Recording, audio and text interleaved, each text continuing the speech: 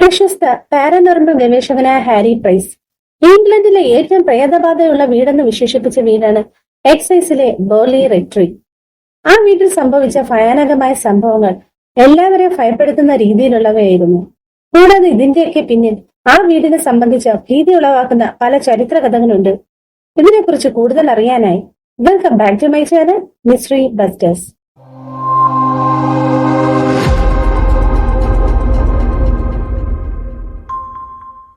ഏതാണ്ട് 12-ാം നൂറ്റാണ്ടിൽ ബേർലിയിലെ 3 ഗ്രാമങ്ങളും അതിനോട് ചേർന്നൊരു പള്ളിയും വാൾട്ടിഗ്രേവ് എന്ന കുടുംബത്തിന്റെ അധീനതയിലായിരുന്നു. 1362 ഈ പ്രദേശത്തെ ഒരു ആശ്രമത്തിലെ പുരോഹിതന് അവിടുത്തെ കോൺവെന്റിലെ ഒരു കന്യാസ്ത്രീയുമായി പ്രണയബന്ധം ഉണ്ടായി. അവർ ഒരുമിച്ച് ജീവിക്കാനായി അവിടെ നിന്ന് ഒളിച്ചോടി പോകാൻ തീരുമാനമെടുത്തു. അങ്ങനെ ഒരു രാത്രിയിൽ അവരെ സഹായിക്കാമെന്ന് പറഞ്ഞ കുതിരവണ്ടിക്കാരനായ സുഹൃത്തിനെ കാത്ത് ഇരുവരും ഇരുട്ടിന്റെ മറവിൽ ഒളിച്ചു നിന്നു. രാത്രി അതിക്രമിച്ചുകൊണ്ടിരുന്നു. എന്നിട്ടും കുതിരവണ്ടിക്കാരനായ സുഹൃത്തിന്റെ വരവൊന്നും കണ്ടില്ല. അവർ ആകെ വിഷമിച്ചു. എന്തു ചെയ്യണമെന്നറിയാതെ നിന്നു. എന്നാൽ അവർ ഇരുവരും അറിയാത്തൊരു കാര്യം ഇതിന് പിന്നിൽ നടക്കുന്നുണ്ടായിരുന്നു. അവരുടെ പ്രണയത്തിന്റെയും ഒളിച്ചോടലിന്റെ പദ്ധതിയെക്കുറിച്ച് അറിയാനിടയായ കോൺവെന്റ് അധികാരികൾ അവരെ കൈയോടെ പിടിക്കാൻ ഒരു അവസരം കാത്തിരിക്കുകയായിരുന്നു. അതിന്റെ ആദ്യപടി എന്ന പോലെ അവരെ സഹായിക്കാനെത്തിയ കുതിരവണ്ടിക്കാരനായ സുഹൃത്തിനെ അന്ന് രാത്രിയിൽ പിടികൂടുകയും അയാളെ ശിരച്ഛേദം നടത്തി വധിക്കുകയും ചെയ്തു. എന്നാൽ ഇതൊന്നും അറിയാതെ അവർ ഇരുവരും അയാളെ കാത്തു നിൽക്കുകയായിരുന്നു. എന്നാൽ കുറെ കഴിഞ്ഞ് കോൺവെന്റിലെ അധികാരികൾ പറഞ്ഞയച്ച കുറെ ആൾക്കാർ അവരെ പിടികൂടുകയും പ്രണയമെന്ന കുറ്റത്തിന്റെ ശിക്ഷയായി പുരോഹിതനെ തൂക്കിക്കൊല്ലുകയും ചെയ്തു. എന്നാൽ കൂടെയുള്ള കന്യാസ്ത്രീയായ പെൺകുട്ടിക്ക് കരുതിവെച്ച ശിക്ഷ ഭയാനകമായിരുന്നു. അവർ അവളെ 2 കൈയും ബന്ധിച്ച് ജീവനോടെ ഭിത്തിയിൽ അടക്കം ചെയ്തു. അതിൽ കിടന്നവൾ ശ്വാസം മുട്ടി മരിച്ചു. എന്നാൽ ഇതൊരു അവസാനമായിരുന്നില്ല. ചരിത്രത്തിന്റെ ഏടുകളിൽ എഴുതി ചേർക്കാൻ കരുതിവെച്ച ഭയാനകമായ സംഭവങ്ങളുടെ തുടക്കം മാത്രമായിരുന്നു. കാലങ്ങൾ കടന്നുപോയി. 1841 നിഗൂഢമായൊരു തീപിടുത്തത്തിനെ തുടർന്ന് ആശ്രമമെല്ലാം കത്തിയമർന്നു. തുടർന്ന് 1862 ബേർലി ഇടവകയുടെ റെക്ടറായി സ്ഥാനമേറ്റ reverend Henry Dawson Ellis Wood അവിടെ ഒരു വീട് നിർമ്മിച്ചു. അവിടെ അദ്ദേഹവും ഭാര്യ കാരോലിൻ സാറ ഫോയിസ്റ്ററും അവരുടെ 14 കുട്ടികളുമായിരുന്നു താമസിച്ചിരുന്നത്. അവർ താമസമാക്കുന്നതിന് മുമ്പ് തന്നെ ഈ സ്ഥലത്തെ സംബന്ധിച്ച പല പ്രേതകഥകളും പ്രചരിച്ചിരുന്നു. അവർ അവിടെ താമസമാക്കിയതിനു ശേഷവും അവർക്ക് ഇതുപോലുള്ള അനുഭവങ്ങൾ ഉണ്ടാകാൻ തുടങ്ങി. ഒരിക്കൽ രാത്രി സമയത്ത് പുറത്തിറങ്ങിയ കുട്ടികൾ പെട്ടെന്ന് തലയില്ലാത്ത പുരുഷന്മാർ ഓട്ടിക്കുന്ന ഒരു കറുത്ത കുതിരവണ്ടി അവരുടെ മുന്നിലൂടെ പാഞ്ഞു പോകുന്നത് കണ്ടു. ഭയചകിതരായ കുട്ടികൾ ഈ വിവരം അവരുടെ മാതാപിതാക്കളെ അറിയിച്ചെങ്കിലും ഇതെല്ലാം കുട്ടികളുടെ തോന്നലായിരിക്കും എന്നവർ പറഞ്ഞു. അങ്ങനെ ഒരു ദിവസം രാത്രി ഹെൻറിയുടെ ഭാര്യ കാരോലിൻ ഇടനാഴിയിലൂടെ നടന്നു പോകുമ്പോൾ അവരുടെ മുന്നിലായ ഒരു സ്ത്രീ രൂപം നടന്നു പോകുന്നത് കാണാനിടയായി. കാരോലിൻ ആ രൂപത്തെ പിന്തുടർന്നു പോയി. എന്നാൽ കുറച്ചു ദൂരം മുന്നോട്ട് പോയപ്പോൾ ആ രൂപം പെട്ടെന്ന് അവരുടെ കൺമുന്നിൽ നിന്ന് അപ്രത്യക്ഷമായി. അവൾ ഈ കാര്യം തന്റെ ഭർത്താവിനോട് പറയുകയും ചെയ്തു. എന്നാൽ ഇതൊക്കെ എന്താണ് സംഭവിക്കുന്നതെന്ന് ഓർത്ത് അയാൾ വല്ലാതെ ചിന്താകുഴപ്പത്തിലായി. അവിടെ താമസിക്കുന്ന ദിവസങ്ങളിൽ മിക്കപ്പോഴും കുട്ടികൾ വീടിന്റെ മുറ്റത്തുള്ള പൂന്തോട്ടം മുറിച്ചു കടന്നു പോകുന്ന ഒരു കന്യാസ്ത്രീയുടെ പ്രേതരൂപത്തെ കാണാറുണ്ടായിരുന്നു. എന്നാൽ ഭയം മൂലം ഒരിക്കലും കുട്ടികൾ അതിന്റെ പിന്നാലെ പോയില്ല. 1886 ബ്ലൂ റൂമിന് സമീപം അവിടുത്തെ സേവകയായ സാറ മിൽസ് ഒരു കന്യാസ്ത്രീയുടെ ഒരു പ്രേതരൂപത്തെ കാണുകയുണ്ടായി. ഇങ്ങനെയുള്ള വിചിത്ര സംഭവങ്ങൾ നടന്നുകൊണ്ടേയിരുന്നു. 1892 ഹെൻറി ബുൾ മരിച്ചതിനെ തുടർന്ന് അദ്ദേഹത്തിന്റെ മകൻ ഹാരി ബുൾ പിതാവിൽ നിന്ന് ആ സ്ഥാനം ഏറ്റെടുത്തു. ഹാരി ബുൾ ഭാര്യ ഐവിയോടും അവരുടെ പെൺമക്കളായ ഏദൽ, ഫെഡ, മേസൽ, എൽവി എന്നിവരോടൊപ്പം ബേർലി റെക്ടറിയിൽ താമസം തുടങ്ങി. എന്നാൽ അവിടുത്തെ ജീവിതവും അവർക്ക് നല്ല അനുഭവങ്ങളായിരുന്നില്ല കൊടുത്തത്. ഒരു ദിവസം സന്ധ്യാസമയത്ത് ഹാരി ബുളിന്റെ പെൺമക്കൾ വീടിന്റെ പുറത്ത് നിൽക്കുമ്പോൾ അവിടെ നിന്ന് 40 യാർഡ് അകലെയായി ഒരു കന്യാസ്ത്രീയുടെ പ്രേതരൂപം നടന്നു പോകുന്നത് കാണാനിടയായി. ഇത് കണ്ട പെൺകുട്ടികൾ ഭയത്തോടെയാണെങ്കിലും ആ രൂപത്തെ പിന്തുടർന്ന് മുന്നോട്ട് പോയി. കുറെ നേരം നടന്ന ആ രൂപം പെട്ടെന്ന് അവരുടെ കൺമുന്നിൽ അപ്രത്യക്ഷമായി. ഇതുപോലെയുള്ള സംഭവങ്ങൾ ആ വീട്ടിലെ നിത്യസംഭവമായി. 1928 ഹാരി ബുൾ മരണപ്പെടുന്നതുവരെ ഇത് തുടർന്നുകൊണ്ടേയിരുന്നു. അതിനുശേഷം കുറെ മാസത്തേക്ക് ബേർലി റെക്ടറി വിജനമായി കിടന്നു. എന്നാൽ അതേ വർഷം ഒക്ടോബർ ആയപ്പോഴേക്കും ബേർലി ഇടവകയുടെ ചുമതല റവറൻഡ് എറിക് സ്മിത്ത് ഏറ്റെടുത്തു. എറിക് തന്റെ ഭാര്യയോടൊപ്പം ബേർലി റെക്ടറിലേക്ക് താമസം മാറി. അങ്ങനെ അവർ ഒരു ദിവസം വീടൊക്കെ ഒന്ന് വൃത്തിയാക്കുന്നതിനിടയിൽ ബ്രൗൺ നിറത്തിലുള്ള ഒരു പേപ്പറിൽ പൊതിഞ്ഞ രീതിയിൽ ഒരു തലയോട്ടി കണ്ടെത്തി. തലയോട്ടി കിട്ടിയതിനു ശേഷം അവർ അതിനെ നല്ല രീതിയിൽ സംസ്കരിച്ചു. തുടർന്ന് ആ വീട്ടിൽ ഭീതിജനകമായ സംഭവങ്ങൾ നടക്കാൻ തുടങ്ങി. മിക്ക രാത്രിയിലും അവർ ഉറങ്ങാൻ കിടക്കുന്ന മുറിക്ക് മുൻപിലുള്ള ഇടനാടിയിലൂടെ ആരോ നടക്കുന്ന ശബ്ദം കേൾക്കാറുണ്ടായിരുന്നു. എന്നാൽ ആരാണെന്നറിയാൻ ചെന്നു നോക്കുമ്പോൾ അവിടെ ആരെയും കാണാറില്ലായിരുന്നു.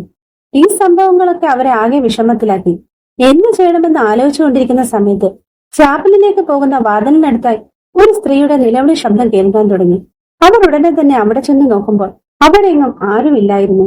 ഇതിനെ തുടർന്ന് അവർ തങ്ങളുടെ അനുഭവങ്ങൾ ഡെയിലി മിറർ എന്ന പത്രത്തിൽ പ്രസിദ്ധീകരിച്ചു.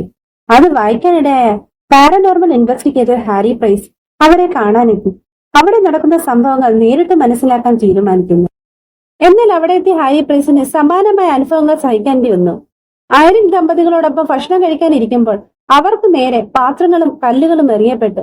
അതിൽ നിന്ന് അവർ കഷ്ടിച്ച് രക്ഷപ്പെട്ടു. ഒടുവിൽ ഹാരി പ്രൈസ് അവിടെ നിന്ന് ഇറങ്ങിപ്പോയി. ഉടൻ തന്നെ അതിന് പിന്നാലെ സ്മിത്ത് ദമ്പതികളും ആ വീട് ഉപേക്ഷിച്ചു പോയി. എന്നാൽ റവറന്റ് എറിക് സ്മിത്തിന് പകരക്കാരനെ കണ്ടെത്തുക അത്ര എളുപ്പമായിരുന്നില്ല. അങ്ങനെ അന്വേഷണത്തിനൊടുവിൽ 1930 റവറന്റ് ലയണൽ ഫോസ്റ്റർ ബോർലി ഇടവകയുടെ ചുമതല ഏറ്റെടുത്തു. അങ്ങനെ റവറന്റ് ലയണൽ ഫോസ്റ്ററും ഭാര്യ മരിയാനും അവരുടെ 4 വയസ്സുള്ള മകളും ബോർലി റെക്ടറിൽ താമസമാണ്. റവറന്റ് ഫോസ്റ്റർ ഹെൻറി ബുള്ളിന്റെ ഭാര്യ കാരോലിൻ ഫോസ്റ്റർ ബുള്ളിന്റെ കസിനായിരുന്നു. അതിനാൽ അവിടെ നടന്നുകൊണ്ടിരിക്കുന്ന വിചിത്ര സംഭവങ്ങളെക്കുറിച്ച് അയാൾക്ക് അറിയാമായിരുന്നു.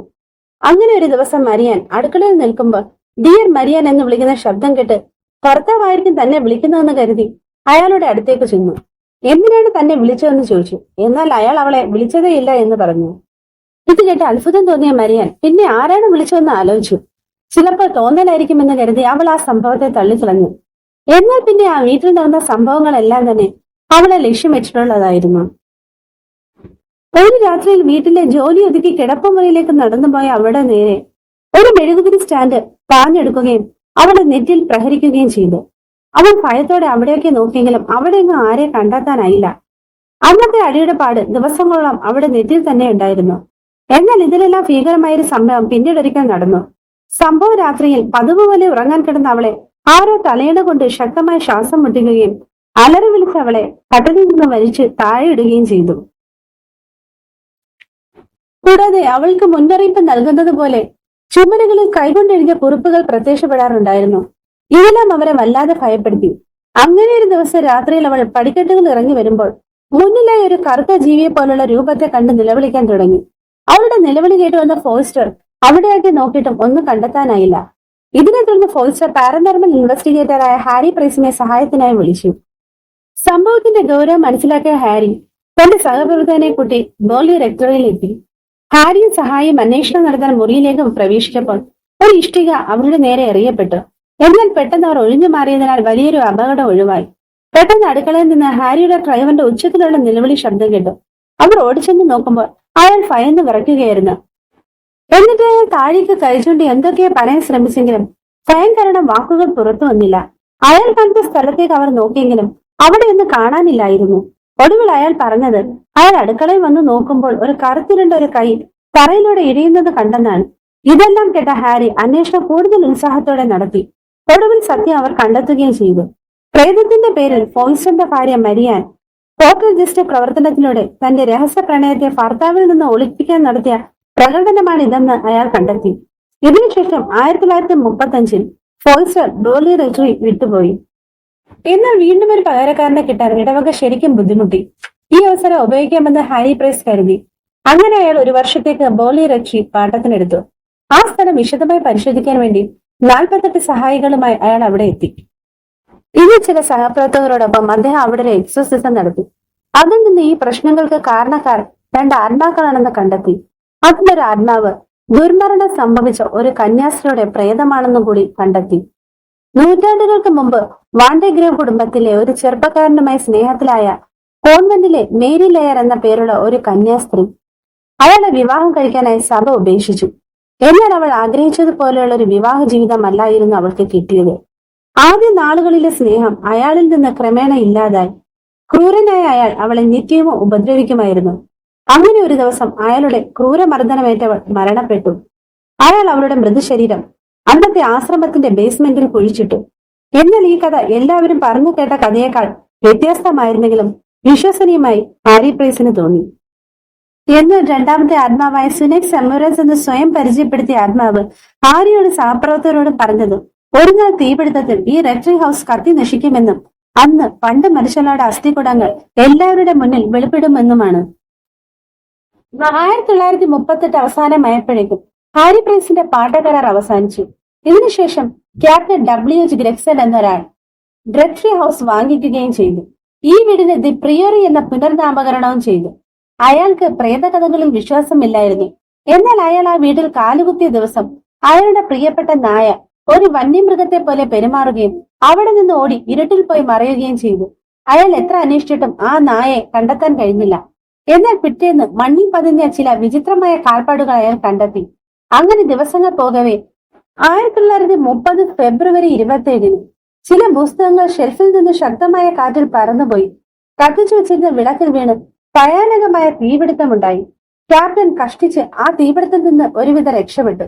എന്നാൽ തീപിടുത്തത്തെ തുടർന്ന് ബോർലി റെക്ടറി കത്തി നശിച്ചു. അതിന് ഏതാനും ദിവസങ്ങൾക്ക് ശേഷം ഹാരി പ്രൈസ് സ്ഥലത്തെത്തുകയും ബോർലി ഹൗസിന്റെ ബേസ്മെന്റിൽ തിരച്ചിൽ നടത്തുകയും ചെയ്തു.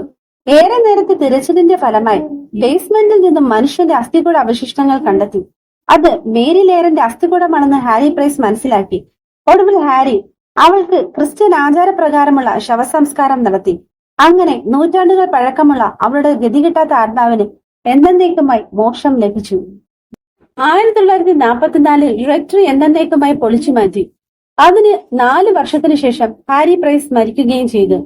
എന്തൊക്കെയാണെങ്കിലും ഇന്ന് ബോർലി റെക്ടറിയുടെ ഭീതിജനകമായ സംഭവങ്ങളുടെ ഇതിഹാസം പ്രേതാനുഭവങ്ങളിലെ ഒരിക്കലും മറക്കാത്ത കഥയായി ചരിത്രത്തിൽ നിലകൊള്ളുന്നു.